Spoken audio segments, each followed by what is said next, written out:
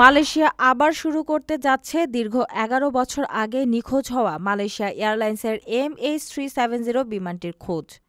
দেশের পরিবহন মন্ত্রী বুধবার ৩ ডিসেম্বর ঘোষণা দিয়েছেন ৩০ ডিসেম্বর থেকে নতুন অভিযান শুরু হবে। এই অভিযানে যুক্তরাষ্ট্রের রোবোটিক কোম্পানি ওশেন ইনফিনিটি অংশ নেবে। সমুদ্রপৃষ্ঠে মোট ৫০ দিন ধরে অনুসন্ধান চালানো হবে। ফ্লাইট MH370 ২০১৪ সালের ৮ মার্চ কুয়ালালামপুর থেকে চীনের বেইজিং যাচ্ছিল। হঠাৎ করে এটি রাডার থেকে অদৃশ্য হয়ে যায়। বিমানে ১২ মালয়েশিয়ান ক্রু সহ ২২৭ জন যাত্রী ছিলেন। নিখোঁজ হওয়ার পর এটি খুঁজে বের করার জন্য বিশ্ব ইতিহাসের অন্যতম বৃহৎ উদ্ধার অভিযান চালানো হয়েছিল। তবুও এখনও কোনো ফল পাওয়া যায়নি। MH370 রহস্য বিমান খাতে সবচেয়ে বড় ও কল্পনাপ্ররোচিত ঘটনার মধ্যে গণ্য হয়।